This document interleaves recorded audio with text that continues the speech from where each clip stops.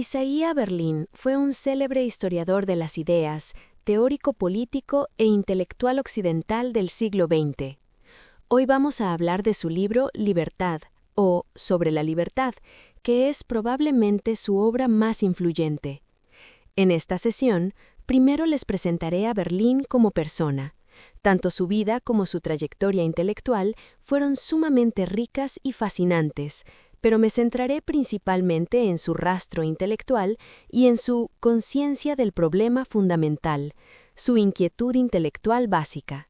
Por lo tanto, no haré una presentación exhaustiva de su biografía, sino que me enfocaré en sus tres identidades: ruso, judío y británico. Estas tres facetas son rasgos esenciales que marcaron el desarrollo de su pensamiento. El espíritu ruso de Berlín.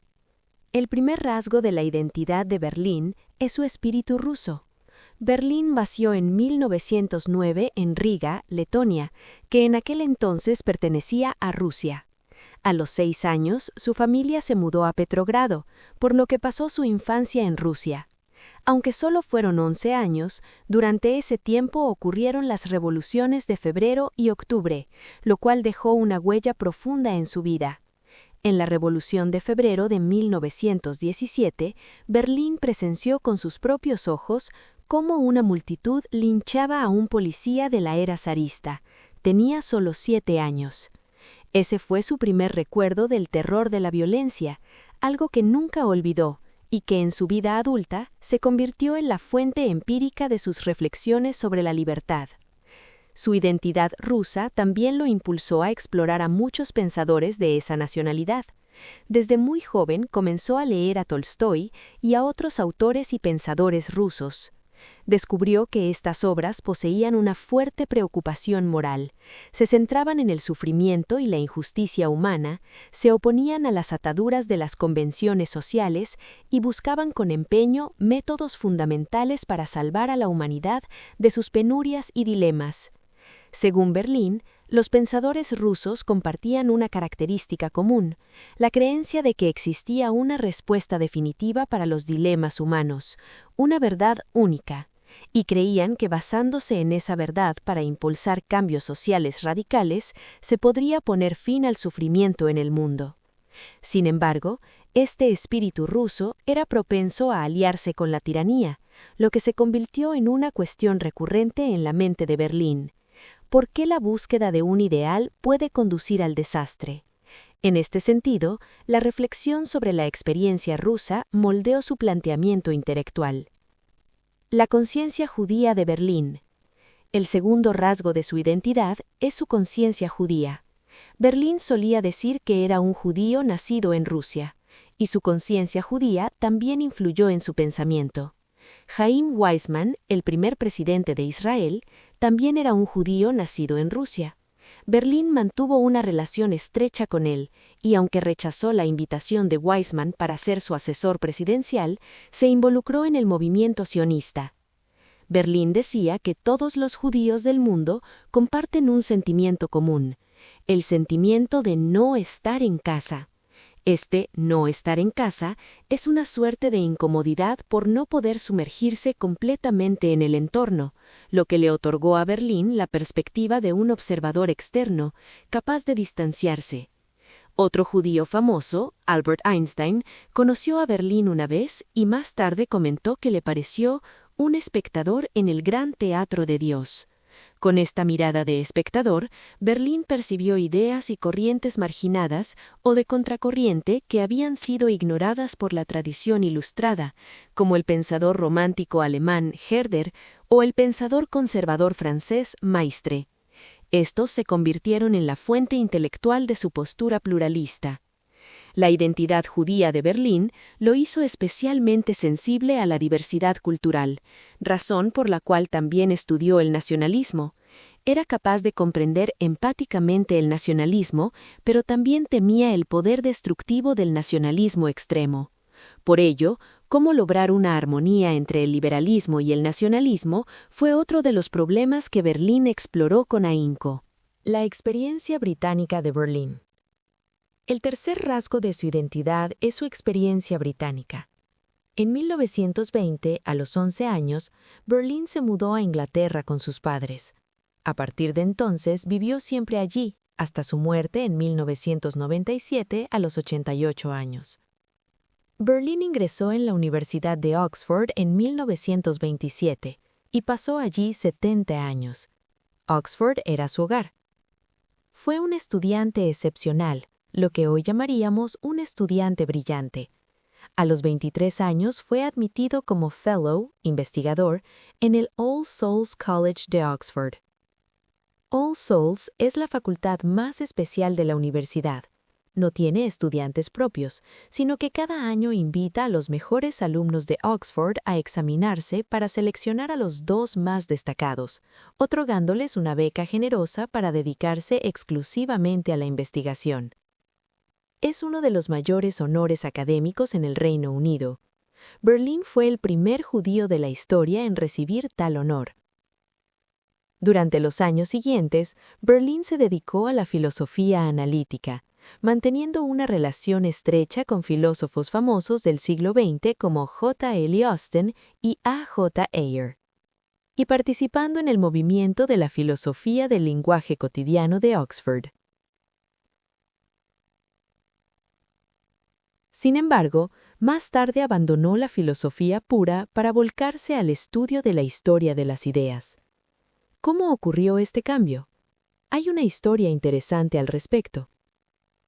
En 1940, Berlin fue invitado al Club de Ciencias Morales de la Universidad de Cambridge para dar una conferencia sobre cómo entender los pensamientos internos de los demás. Casi todos los filósofos famosos de Cambridge asistieron, incluido el gran Ludwig Wittgenstein. Antes de que Berlin terminara su exposición, Wittgenstein lo interrumpió. Sostuvo que el enfoque de Berlin era erróneo y empezó a exponer sus propias ideas y preguntas. El público se quedó en silencio y el propio Berlin intentó evitar responder. Una hora después, Wittgenstein se levantó para irse, agradeció cortésmente a Berlin diciendo que había sido una discusión muy interesante y se marchó. Los demás se acercaron a Berlin para decirle lo difícil que era obtener un elogio de ese tipo por parte de Wittgenstein. Sin embargo, Berlin sabía perfectamente que su discurso no había impresionado a Wittgenstein. Esta experiencia puso punto final a su carrera en la filosofía pura. Comprendió que no tenía talento para la investigación filosófica abstracta. Posteriormente, se orientó hacia la historia de las ideas, convirtiéndose en uno de los historiadores de las ideas más importantes del mundo angloparlante en el siglo XX. En 1957, a los 48 años, Berlin fue nombrado profesor de teoría social y política en Oxford. Su discurso de investidura se tituló Dos conceptos de libertad. Este discurso se incluyó en el libro Libertad, y es su artículo más famoso. Hablando de sus textos, hay otra anécdota sobre él. Como dijimos, Berlin estuvo en Rusia hasta los 11 años y apenas sabía inglés, pero tras un año en Inglaterra ya lo hablaba con fluidez. Con el tiempo, desarrolló una elocuencia tal que se convirtió en uno de los oradores más famosos del mundo anglosajón. Todos los que lo conocieron se asombraban de su oratoria, pero parece que ese talento afectó su escritura. A Berlin le encantaba hablar, pero no le gustaba escribir. En 1957, Berlin fue nombrado caballero, Sir. Una antigua novia le escribió para felicitarlo, comentando con cierta ironía que el título era un reconocimiento a su destacada contribución a la charla incesante. En realidad, Berlin solo escribió una monografía de investigación en toda su vida, Karl Marx, terminada a los 30 años. El resto de sus libros son recopilaciones de artículos y ensayos. Lo último que mencionaré sobre su vida es que durante la Segunda Guerra Mundial sirvió en el servicio diplomático británico en Nueva York, Washington y Moscú, lo que le permitió conocer a muchas figuras políticas. El entonces primer ministro, Winston Churchill, admiraba mucho los informes analíticos de Berlín y se hicieron buenos amigos. En 1945 regresó a Oxford y desde entonces su prestigio académico y social no dejó de crecer. Su círculo social era prácticamente un ¿quién es quién de las celebridades mundiales? Berlín disfrutaba de las reuniones sociales concurridas, pero al mismo tiempo mantenía siempre esa conciencia de observador externo. Esto le permitió conservar la sensibilidad y perspicacia de un pensador, dotando a sus obras de un estilo único y profundo. El autoconocimiento de Berlín. Para resumir su figura, su pensamiento es tan rico como complejo. Sus discursos y artículos rebosan de talento y llevan una marca personal distintiva. Sus argumentos son eruditos y llenos de visiones profundas y sabias, aunque no llegó a formar un sistema teórico completo. Esto parece confirmar la percepción que tenía de sí mismo. Él mismo dijo una vez que era el tipo de zorro que sabe muchas cosas pequeñas en lugar de ser un erizo que construye un gran sistema único. Los temas de la obra de Berlín son diversos y pueden parecer desordenados, pero en su pensamiento hay una conciencia del problema transversal, investigar la influencia de las ideas en la vida social y política. En sus estudios de historia de las ideas, descubrió que muchas prácticas políticas de la historia, nacidas de deseos bondadosos y nobles, terminaron en desastre y traicionaron sus intenciones originales debido a que fueron guiadas por conceptos erróneos. Al comienzo de su artículo Dos conceptos de libertad, cita al poeta alemán Heine. No despreciéis el poder de las ideas. Las concepciones filosóficas cultivadas en el silencio del estudio de un profesor pueden destruir una civilización. Pero Berlín añadía que si las ideas pueden generar una fuerza tan letal, solo mediante el esfuerzo de otros pensadores se pueden neutralizar.